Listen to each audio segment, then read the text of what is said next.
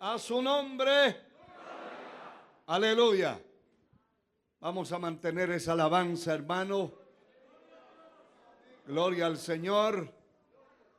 A mantener alabando el nombre poderoso de nuestro Dios. Busquen la palabra del Señor, el capítulo 3 del libro de Esther.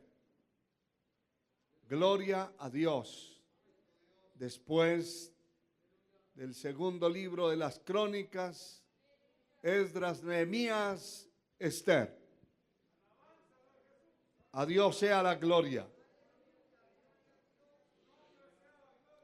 El verso 8 y 9 leemos para gloria del Padre, del Hijo y del Espíritu Santo.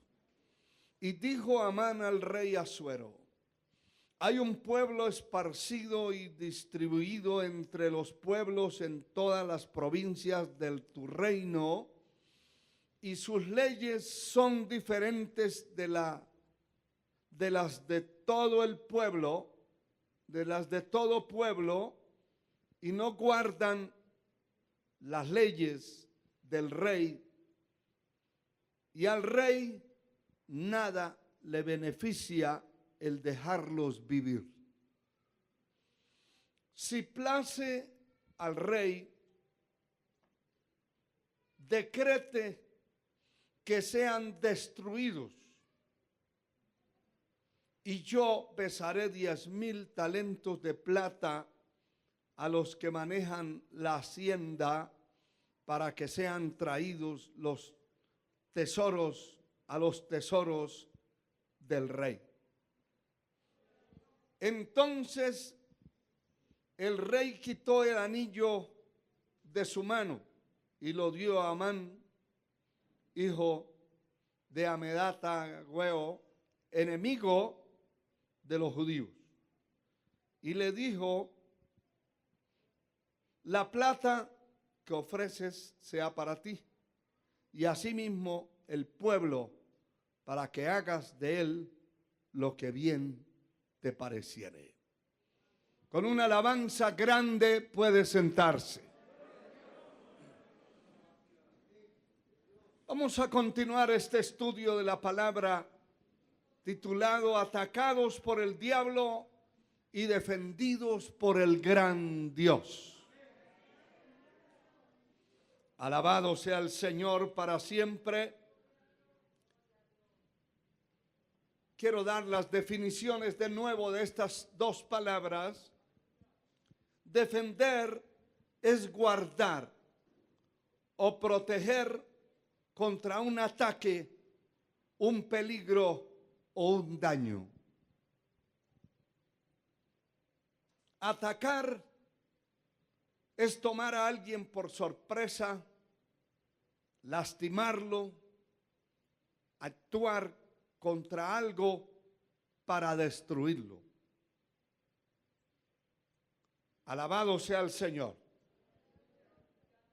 Esas son las definiciones de estas dos palabras: atacar y defender.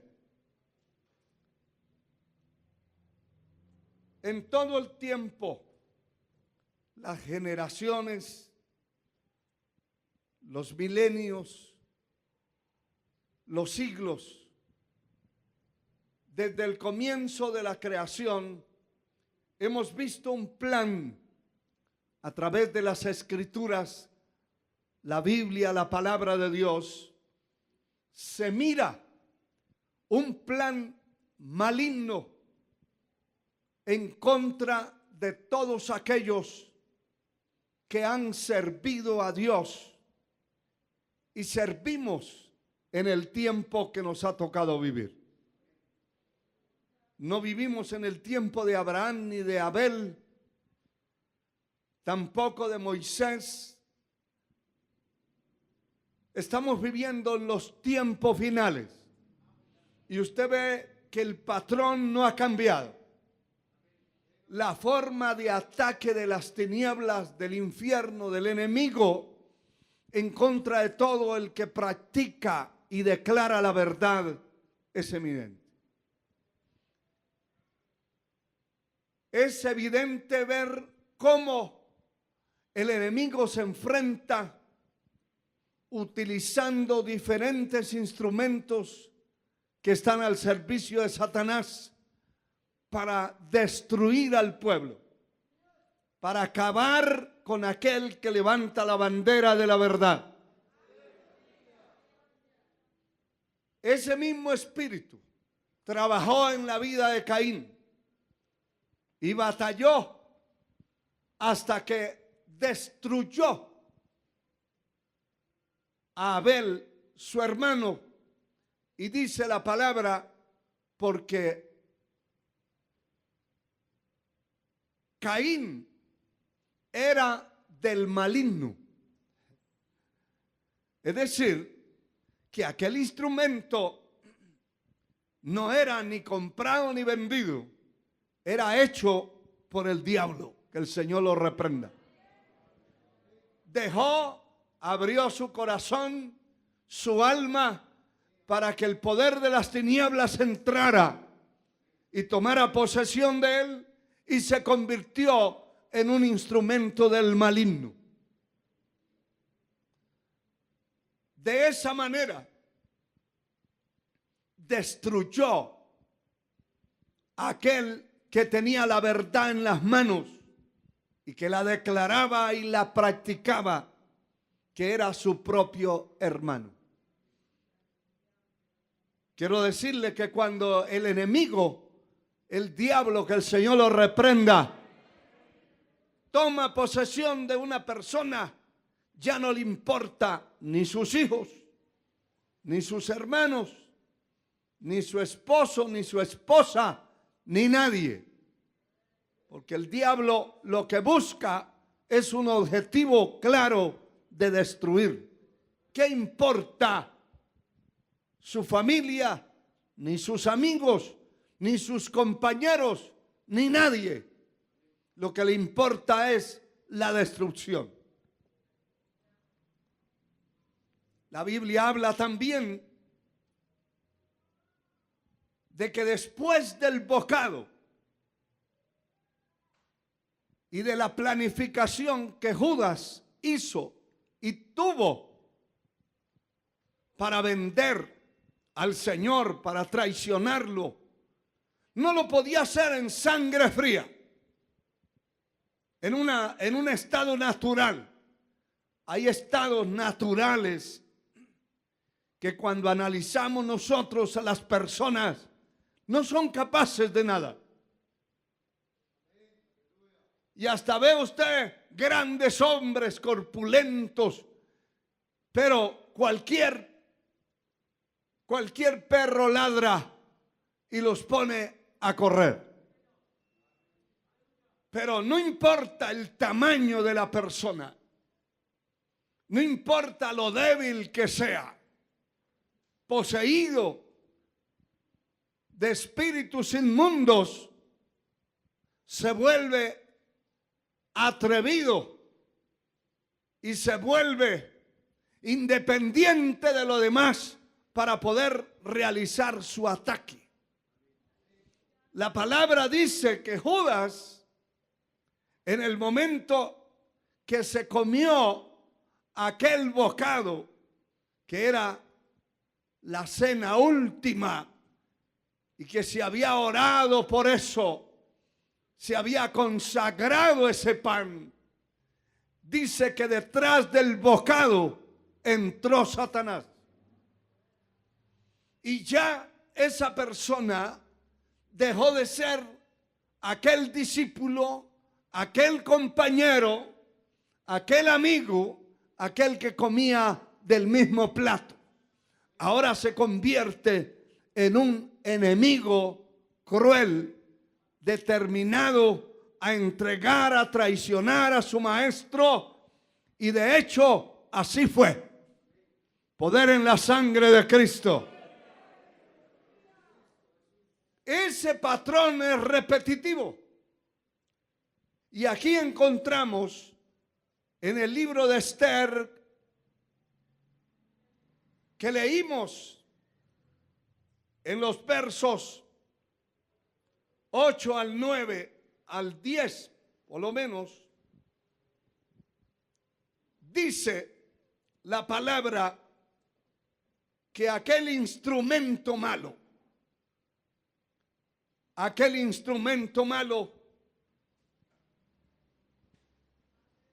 llamado Amán, vio que había un pueblo que tiene otras características y las declara, hermano.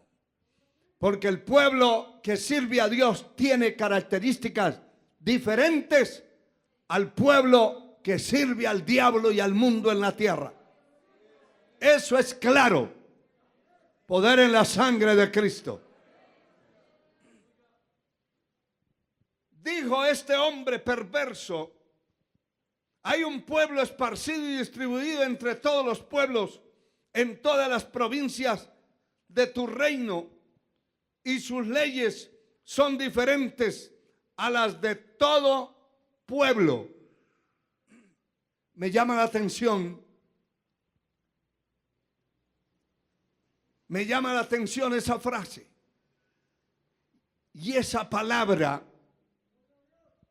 que declara este instrumento del maligno. Ese pueblo no guardan tus leyes y al rey nada le beneficia dejarlos vivir. Note esto: sus leyes son diferentes de todas las de todo pueblo. Sus leyes, sus normas, lo que los rige es diferente. Y eso es precioso entender y saber que usted lo rige, a mí me rigen normas, leyes, estatutos, mandamientos que son diferentes al mundo. Que no somos regidos por el mundo.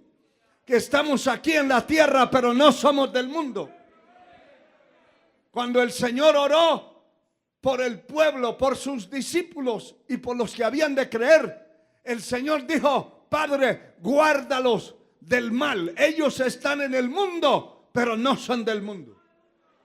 Ellos no son de aquí. Y la iglesia no es de este mundo. El pueblo que ha conocido a Dios no pertenece al mundo. No es de aquí. ¿Qué hacemos aquí? Vamos de paso. Somos peregrinos. No se haga muchos planes de 50, 100 años aquí, porque no los va a lograr. Vamos de paso. Somos peregrinos, pasajeros. Abordamos el tren de la eternidad y vamos de camino. Vamos hacia la ciudad santa, hacia la tierra eterna, hacia una ciudad eterna. Levante sus manos y alabe. A su nombre la gloria. Ese pueblo es diferente. Y por ser diferente es notable. Se nota ese pueblo. Las damas que incluyen, que integran ese pueblo, son distinguidas en las calles, en los centros comerciales. Su manera de vestirse, su manera de hablar, su manera de ser, son diferentes. ¿A quién? Al mundo. A los que siguen las tinieblas. Ese pueblo es distinto y es notable. Cualquiera se queda viendo una dama, una señorita honestamente vestida y dice: parece que fuera evangélica. Pero no solamente evangélica, cristiana, convertida a Cristo. Aleluya. Porque hay una cantidad de evangélicos que no se han convertido, que no son de Cristo, que están metidos en las iglesias, pero no pertenecen al cielo. Son del pueblo cuyas características son normales, comunes y corrientes. Pero hay un pueblo en la tierra que es diferente en todos los aspectos de su vida. La palabra dice: sed santos en toda vuestra manera de vivir. Alabado sea Dios. Y esto es importante, que este hombre perverso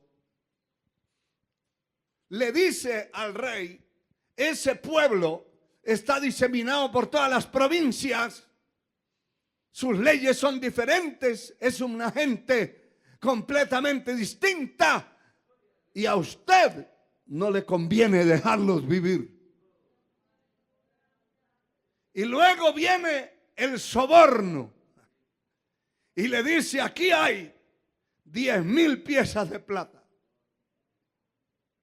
que le vamos a pesar para el tesoro de la hacienda del rey, con tal que dé un decreto que ellos sean exterminados. La sangre de Cristo tiene poder. Aleluya.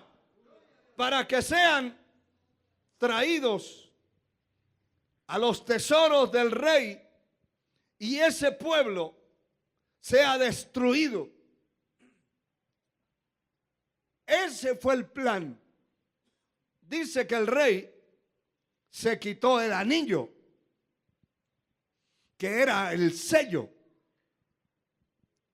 para sellar un decreto, un mandamiento, una orden de parte del rey. Se quitó ese anillo y lo dio a ese malvado Amán. Y le dijo: la plata y lo que usted ofrece sea para ti. Asimismo el pueblo, note esto, para que hagas de él lo que bien te pareciere. Qué terrible, hermano. Porque estamos hablando de una venta, de cederle los derechos. El rey era el gobernante de la nación y le estaba cediendo los derechos de un pueblo diferente, un pueblo que pertenecía a Dios. Le estaba cediendo los derechos de defensa y los derechos de protección a un malvado llamado Amán. Poder en la sangre de Cristo. Pero aquí vemos ya en el capítulo 7 de este mismo libro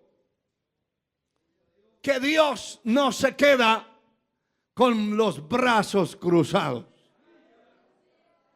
El Señor ha defendido a su pueblo y lo defenderá. ¿Cuántos saben que Dios lo ha defendido a usted? Yo quisiera ver la mano levantada de aquel que se dio cuenta en alguna hora, en algún tiempo de la vida que ha vivido, que Dios lo ha defendido.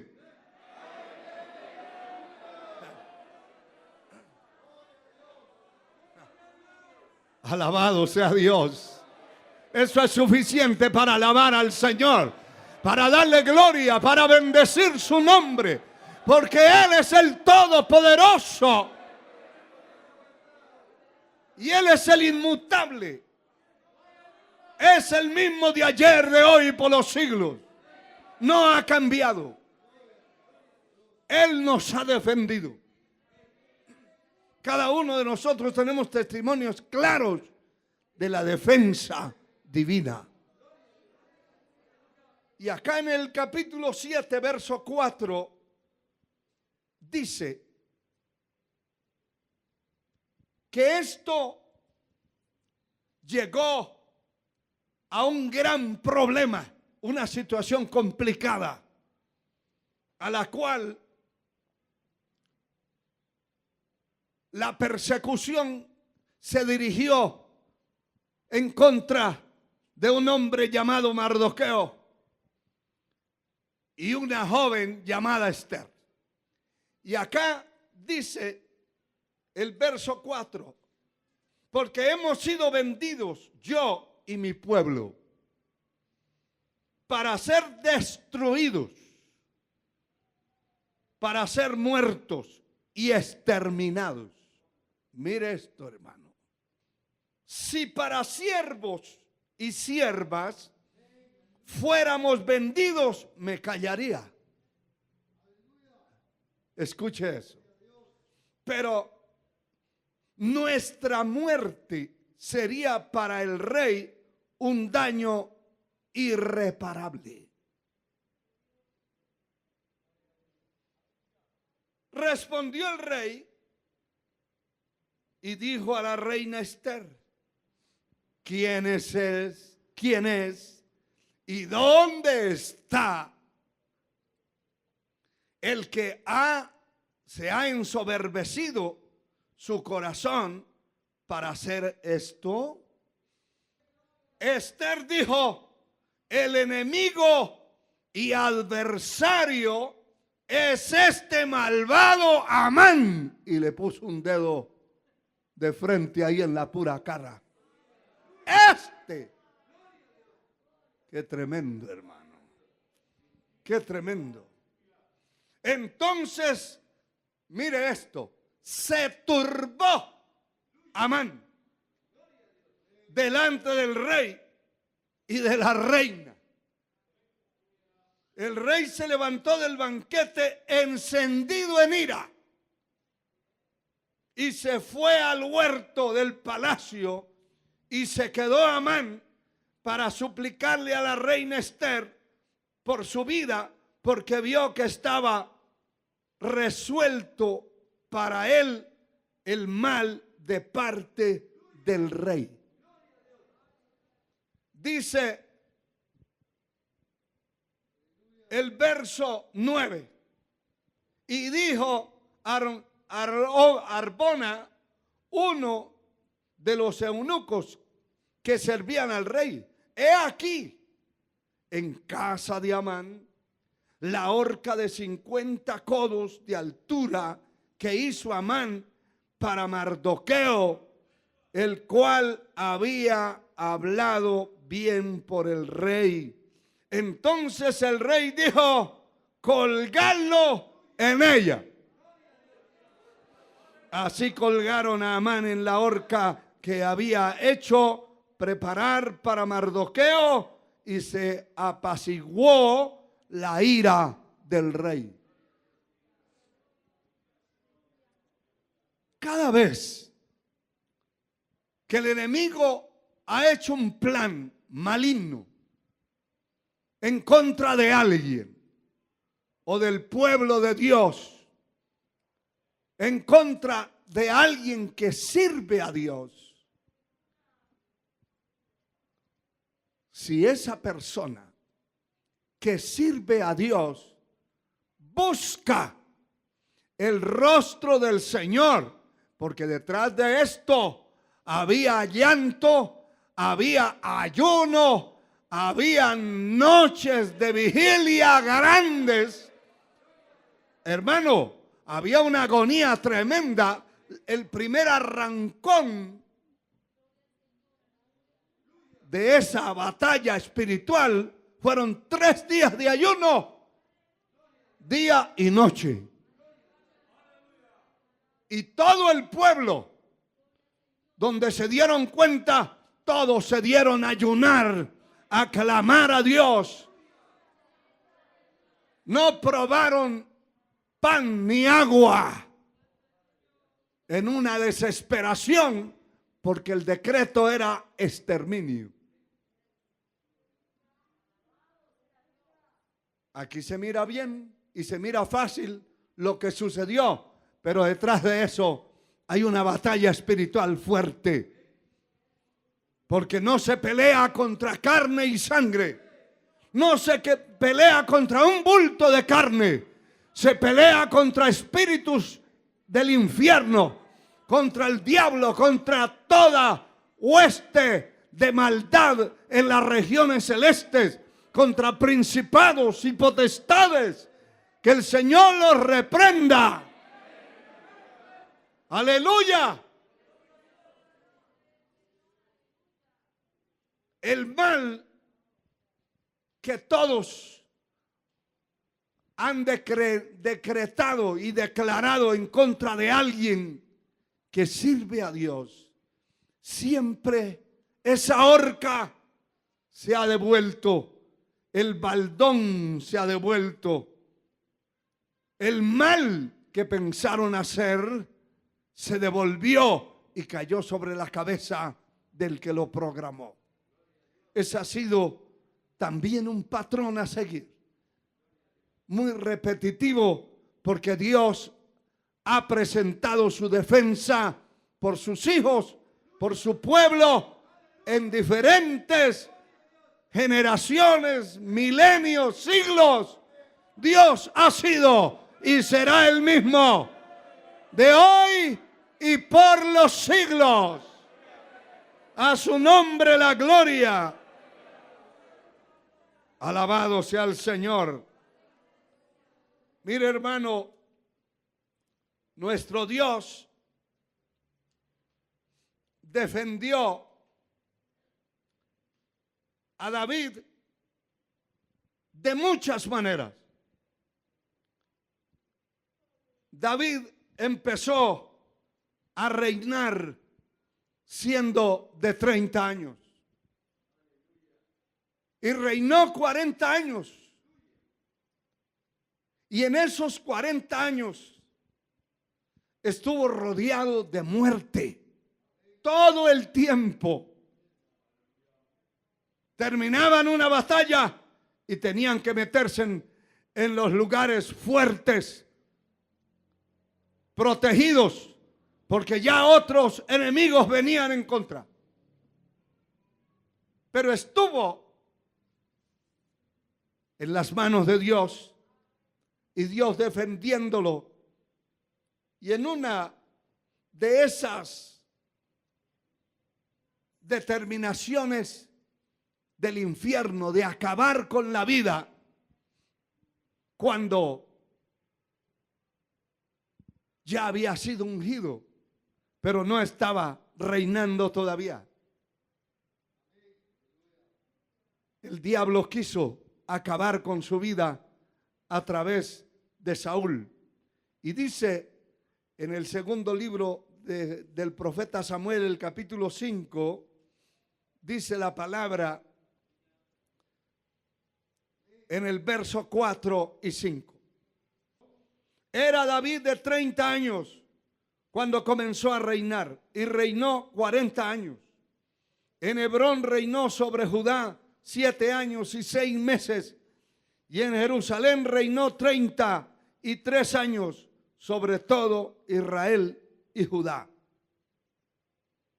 Y dice el capítulo 18 del primer libro de Samuel, el capítulo 18, dice la palabra en el verso 11 y 12. Y arrojó Saúl la lanza, diciendo: enclavaré a David a la pared. Pero David lo evadió 2 veces. Mas Saúl estaba temeroso de David, por cuanto Jehová estaba con él y se había apartado de Saúl. Usted ve dónde está la fuerza. La fuerza no radica en nosotros. La fuerza que usted tiene no está en su carne, en sus huesos simplemente. Aunque Dios fortalece los huesos, fortalece el sistema inmunológico de la persona, todo su sistema físico, la bendición de Dios lo puede fortalecer. Eso no se puede descartar. Pero la fortaleza espiritual no está en su carne, ni en mi carne. La fuerza de Dios está en mi espíritu de parte de Dios. De parte de Dios. Y eso es notorio. Eso lo nota su familia, sus amigos, sus conocidos, los que tienen contacto con usted. Lo notan. Notan que usted no es un cobarde, que no es un incrédulo, que no está lleno de dudas, que no está hablando quién sabe si se puede, si Dios es capaz o no es capaz. No, el que tiene esa fuerza divina está hablando positivamente todo el tiempo y está hablando de que Dios es capaz, es el Todopoderoso, de que Dios puede no solo defender, sino pelear por nosotros, destruir al enemigo, vencer al enemigo. La sangre de Cristo tiene poder. Eso lo conocía Saúl, lo sabía de su enemigo, lo tenía como enemigo sin haberle hecho absolutamente ningún daño. Usted no espere hacerle daño a alguien para que se vuelva su enemigo. ¿Sabe que su enemigo puede ser el más cercano suyo? El Señor dijo eso, el que metía conmigo la mano en el plato, extendió contra mí su carcañal. Terrible. El que comía del bocado. La traición nunca ha venido de lejanos. Nunca espere usted que alguien lo traicione viviendo por allá en otro país, o personas que no tienen nada que ver con usted, simplemente que le hacen una llamada de teléfono. No, la traición puede venir de los que están alrededor suyo. Aún incluyendo su propia familia. Es duro decirlo, pero así es. La traición viene de aquellos cercanos, de los que comieron en su mesa, de los que comieron de su mano, de los que estaban ahí alrededor, de los que cantaban con usted, de los que oraban con usted. Poder en la sangre de Cristo. De los que en algún momento hasta le dieron una ofrenda.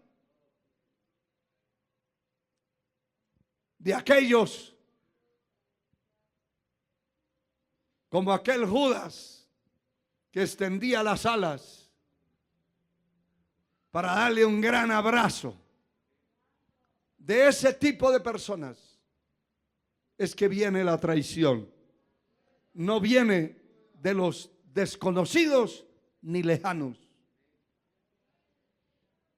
¿Quién estaba persiguiendo a David? Una persona a quien este joven hombre le había servido de corazón y lo había defendido de la muerte. Porque Dios utilizó a David para destruir ese gigante Goliat que hubiera acabado con el primero que hubiera acabado era con Saúl y con el resto del pueblo. Pero Dios lo usó para defenderlo, para defender la nación, para defender. Pero hermano, he descubierto que la palabra dice claramente, y lo leímos en esta semana, Alabado sea el Señor. Bendito sea Dios. Y se lo quiero leer. Aquí no lo tengo aquí en mi bosquejo, pero para que lo anote usted. Proverbios 27:4. Esto es muy significativo. Proverbios 27:4. Mire lo que dice. ¿Por qué vienen esos ataques? ¿Por qué viene la traición? ¿Por qué viene el enfrentamiento? El soborno, sobornando a quien se pueda sobornar, a los sobornables, para hacerle daño a alguien. ¿Por qué? No es porque lo aborrezca. Escuche esto. Aquí dice, cruel es la ira e impetuoso el furor. Mas ¿quién podrá sostenerse delante de la envidia? ¿Está viendo usted? ¿Por qué lo persiguen a usted? ¿Por qué hablan mal de usted? Si usted sirve a Dios y usted es una persona íntegra, ¿por qué quieren hacerle daño? No es por odio, no es por enojo, es por envidia.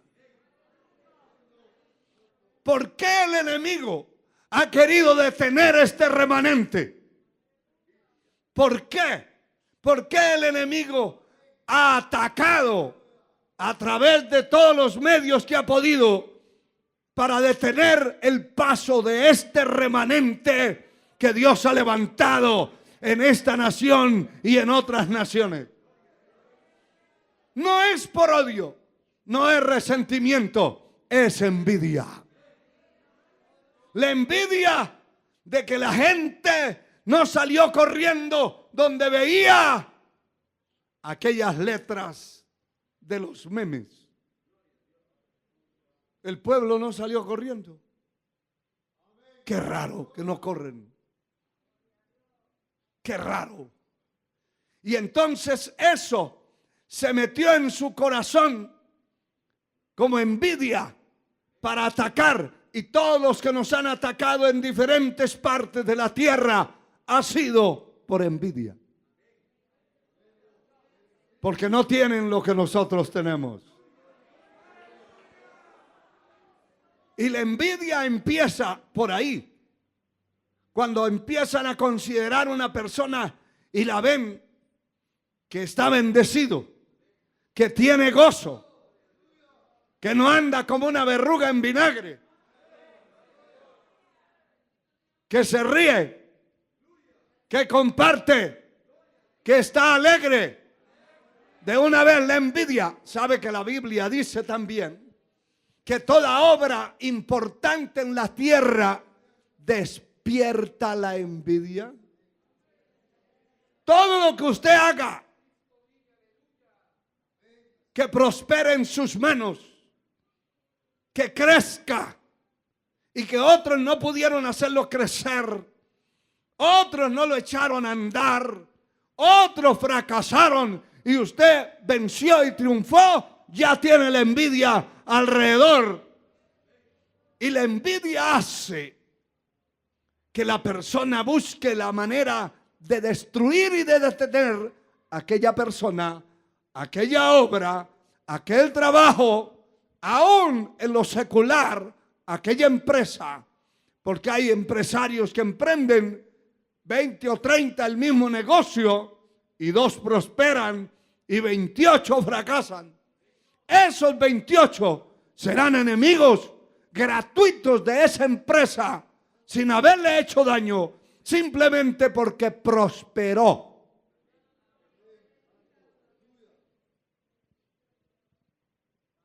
El furor es impetuoso. La ira es cruel. Es cruel. Es impetuoso el furor. Pero la envidia. ¿Por qué la envidia prevalece? Porque la ira la puede tener repentinamente y es pasajera. Se airó, pero después está otra vez contento. El furor se puede enfurecer, está furioso y habla y dice lo que quiere decir. Si no tiene control de su lengua, habla mal de quien se le atraviese. Pero después usted ve que están pidiendo perdón, pidiéndole perdón. Perdóneme, que en mi furor hablé lo que no tenía que hablar. En mi ira, por eso la palabra dice, airaos, pero no pequéis. No se ponga el sol sobre vuestro enojo. Uno tiene derecho a airarse, pero no tiene derecho a pecar. Tiene que sostenerse. Pero el furor, la ira son momentáneos. Usted se airó contra alguien y le pasó la ira y ya está otra vez de amigo. Pero la envidia no. ¿Por qué la envidia no? Porque la envidia es una posesión. Eso no es momentáneo. Es una posesión demoníaca que se apodera de la persona. Y a todo el que mira que prospera, siente ese fuego, esa llama de la envidia en el corazón, en el alma. Si ve que otro tiene un par de zapatos nuevos, siente en la sangre que se le altera la sangre. Si ve que se puso un traje bueno y él no lo tiene, se le altera la sangre. Porque está poseído por un espíritu, un demonio de envidia. Poder en la sangre de Cristo. Poder en la sangre de Cristo. Pero hermano, sigamos viendo lo que estábamos viendo. El capítulo 18, verso 11 y 12 del profeta Samuel. Saúl arrojó la lanza 2 veces porque tenía a David ahí cerca. Primer libro de Samuel 18:11. La arrojó para enclavarlo en la pared y lo hizo 2 veces seguidas porque lo tenía ahí, estaba hablando con él.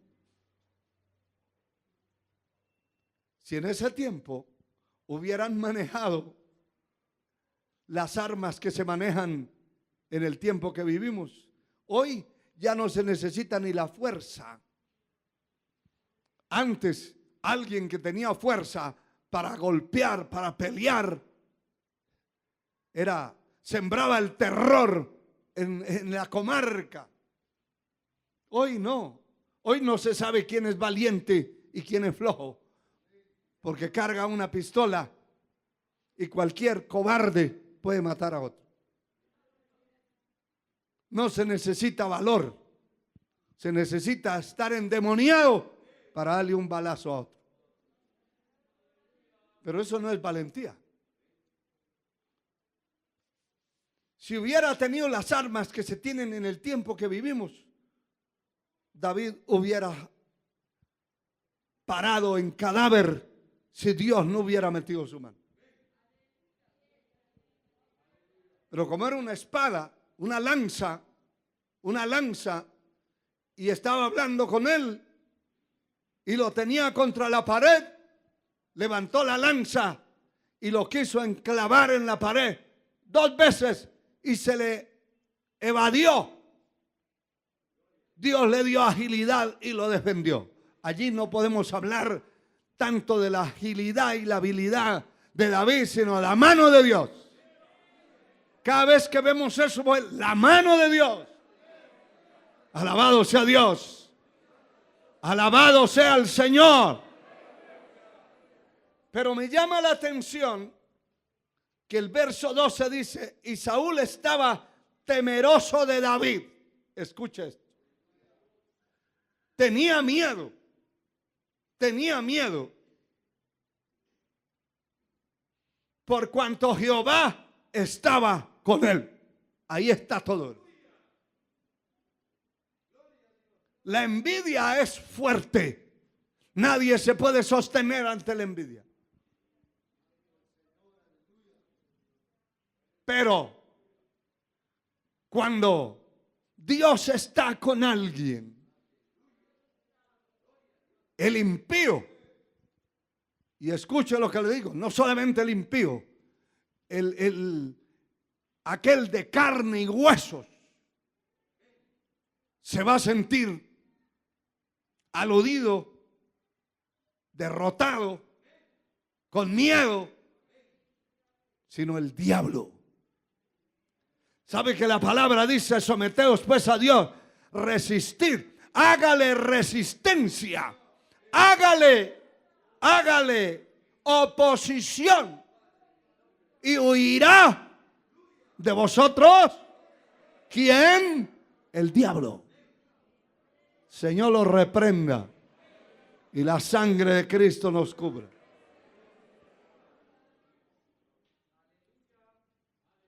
Cuando el enemigo sabe, el infierno sabe, si Dios está con usted, hermano, hermana, señorita, dama, caballero, el infierno sabe.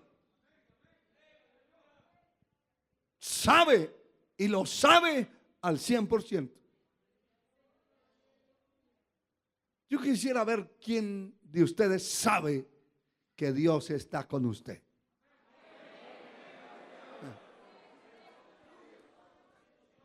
Ahí hay una pérdida infernal total. Porque si Dios con nosotros, ¿quién contra nosotros?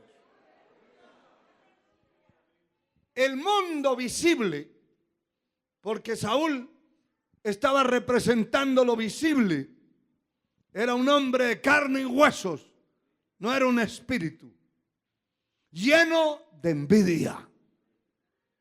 Pero cuando veía a David le tenía miedo, se apoderaba de él un terror, porque sabía que Dios estaba con él. No importa qué enemigo se levante contra usted, hermano y hermana, si sabe usted que Dios está a su lado, que Dios está para defenderlo, para extender su mano, son otros los que deben sentir terror, espanto, miedo, no usted. No usted. Eso es como aquellos que pasan por el lado de un cementerio y antes de pasar por el lado del cementerio están temblando. ¿Y por qué tiembla? Es que ahí están los muertos. No, los muertos ya no hacen nada, hermano. Ahí puede entrar usted a dormir tranquilo y amanece con pijama todavía. Los muertos no roban.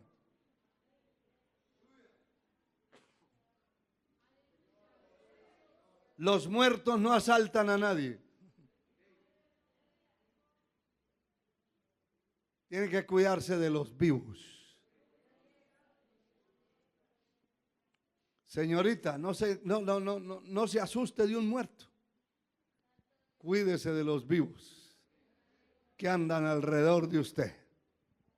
Señora viuda, cuídese de los viudos.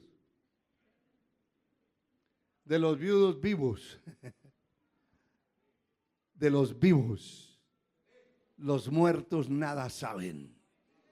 Ni tienen más parte de lo que se hace debajo del sol. Pero qué importante que Saúl estaba temeroso por cuanto Jehová estaba con David y se había apartado de él. Eso sí es terror. Que una persona que conoce la Biblia, que conoce a Dios, que conoce lo que es el evangelio de poder, se quede vacío y sienta que Dios no está con él, hermano, ahí sí llénese de toda clase de temblores. Ahí sí, porque está solo. No hay nadie por él. Pero si sabe que Dios está con usted, hermano, no le tema a nada, a nadie. No tenga miedo de nada. Alabado sea Dios. ¿Por qué le digo? Porque dice 1 Juan 4:4, mayor es el que está en mí. Dígalo usted. Que el que está en el mundo. El que está en el mundo es el diablo. Mayor es el que está en usted, que es la presencia de Dios. Y el diablo sabe si la presencia de Dios está en su vida, está con usted. No debe tenerle miedo a nada. Puede alabar a Dios con alegría.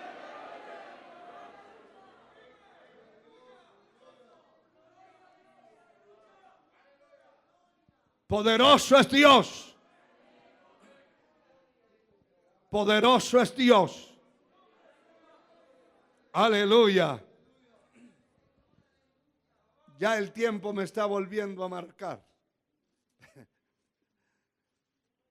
Porque nadie puede detener el reloj.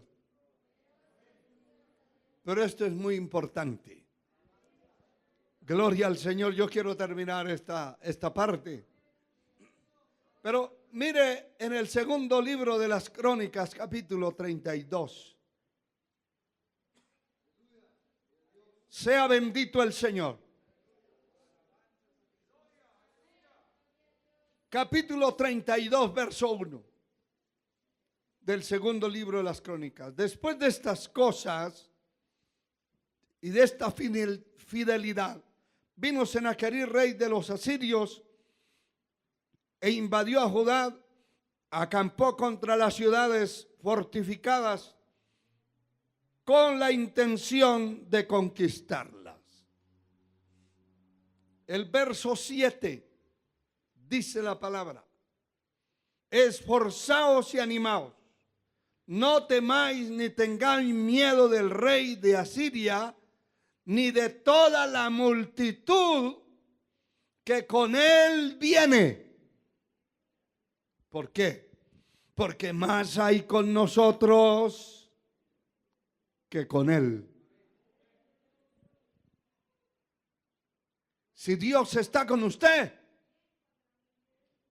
no hay nadie contra usted. Y no hay, hermano, y no hay minoría, hay mayoría.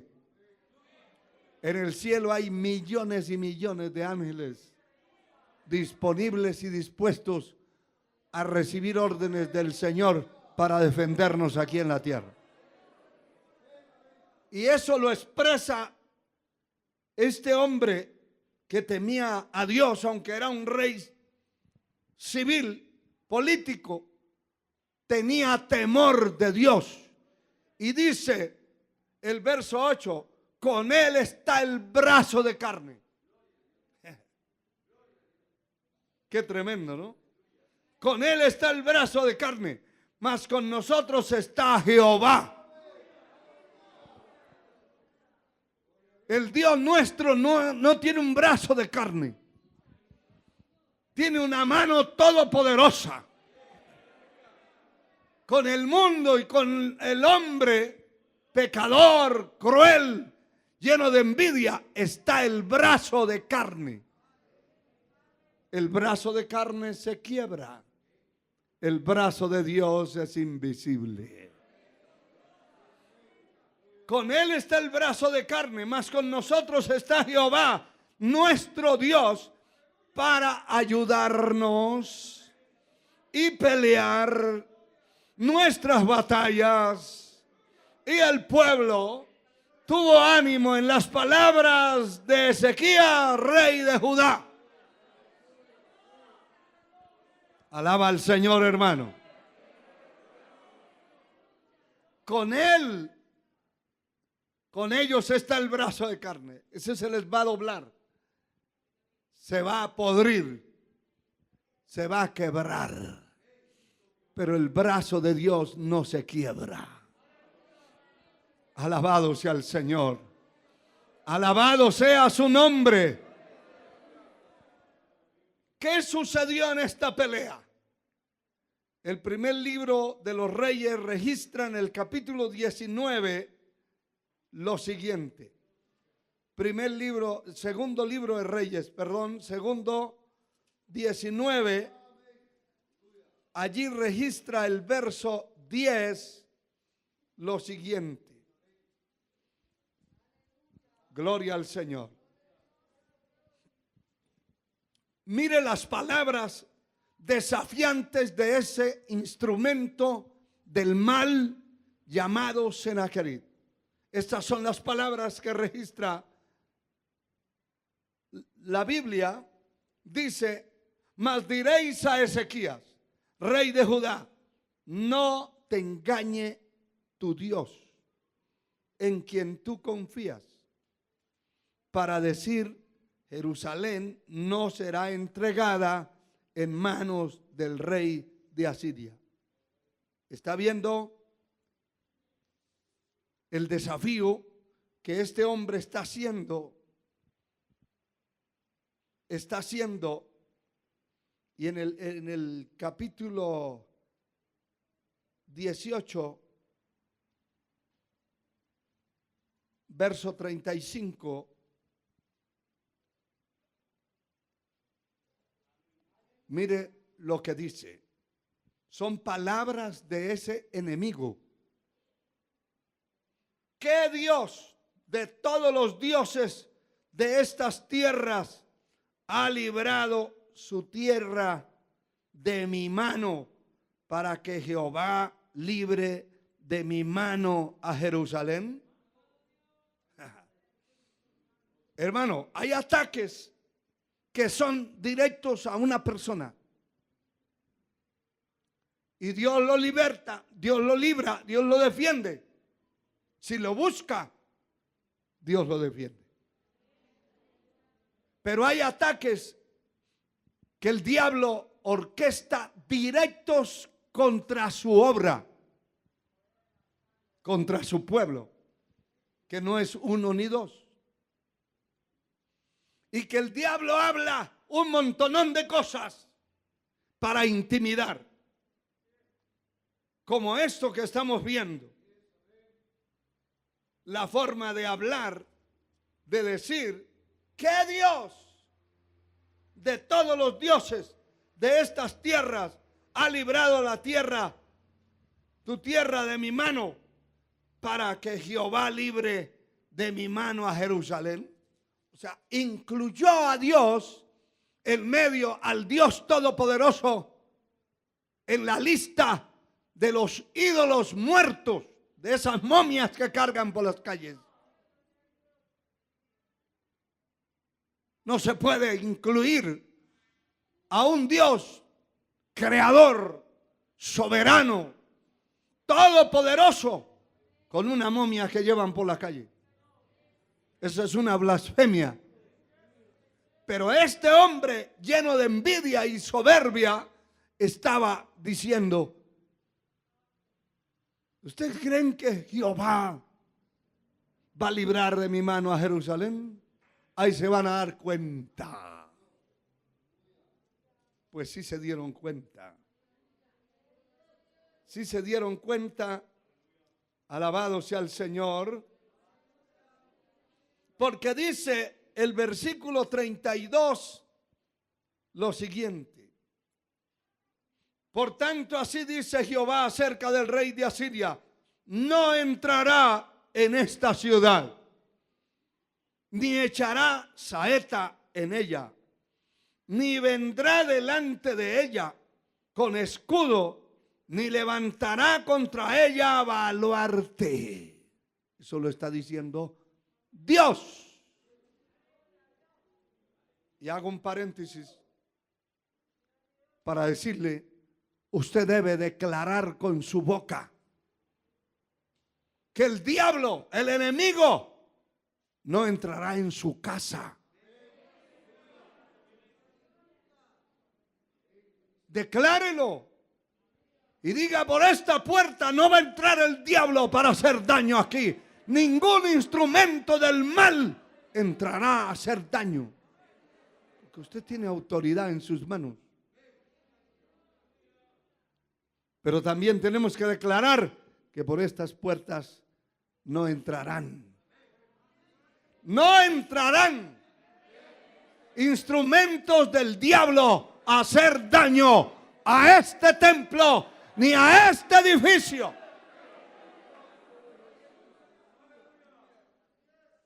¿Sabe que la Biblia dice que lo que dijeres creyendo te será hecho? Y hay que declararlo. Y note cómo el Señor Dios está declarando: no entrará, ni disparará una saeta, ni hará ninguna cosa, no podrá, no entrará. Alabado sea el Señor. Y dice el verso 33: por el mismo camino que vino, volverá y no entrará en esta ciudad, dice Jehová. ¿Cuántos dan gloria a su nombre? Porque yo ampararé esta ciudad para salvarla, por amor a mí mismo y por amor a David mi siervo, y hoy por amor a su iglesia, a su pueblo, a los que le servimos. Verso 35: y aconteció que aquella misma noche, salió el ángel de Jehová y mató en el campamento de los asirios a 185,000. Cuando se levantaron por la mañana, he aquí que todo era cuerpos de muertos. Oiga eso. Ese Dios no ha cambiado. Entonces Sennacherib, aquel que había hablado tanto, que había dicho tanto, que se había inventado tanto y que quería acabar con el pueblo de Judá. Entonces Sennacherib, rey de Asiria, se fue y volvió a Nínive, donde se quedó. Pero no se quedó ahí escondido en una habitación. Y aconteció que mientras él adoraba en el templo de Nimrod, su dios, Adramelech y Sarecer, sus hijos, lo hirieron a espada y huyeron a la tierra de Ararat, y reinó en su lugar Esarbadón, su hijo. ¿Qué pasó? Se comió todas las palabras. Dios le hizo tragar todo lo que había dicho. Todo lo que había planeado en contra de ellos se volvió y cayó sobre su cabeza. Salió huyendo a Nínive, donde vivía, y allí, hermano, bajó al templo de sus dioses, porque esa gente no tenían un solo Dios. Eso es como el paganismo tradicional, la iglesia tradicional. Tienen un Dios hasta para la lesbiana, otro Dios para el gay, un Dios para la prostituta, un Dios para el Día del Cariño, que es Don Valentín, un Dios para el verano, un Dios para el agua, un Dios para el invierno. Para todo hay un Dios. Les dije que recientemente oí la celebración de un supuesto Judas Tadeo. Se lo inventó. ¿Saber quién? Y la gente celebrándole por ahí en las calles, que es el Dios de las cosas imposibles, dice. De lo difícil.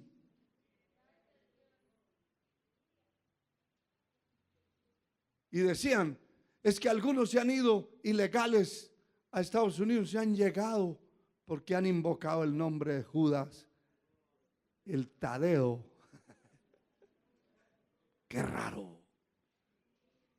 Así eran estos hombres, idólatras, adoradores de brujas, de hechiceros, de demonios, de diablos, de ídolos. Y él llegó a adorar, y sus dos hijos, sus propios hijos, Dios los movió y les dijo, eso que él había pensado hacer con ellos, vayan ustedes, háganlo con él. Y mientras adoraba a su ídolo, lo descabezaron, lo mataron allí en el templo de sus ídolos, y salieron sus hijos huyendo para que no los alcanzaran.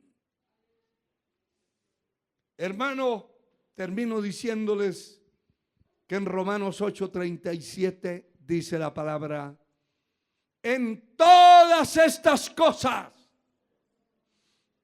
repítalo conmigo, en todas estas cosas somos más que vencedores por medio de aquel que nos amó.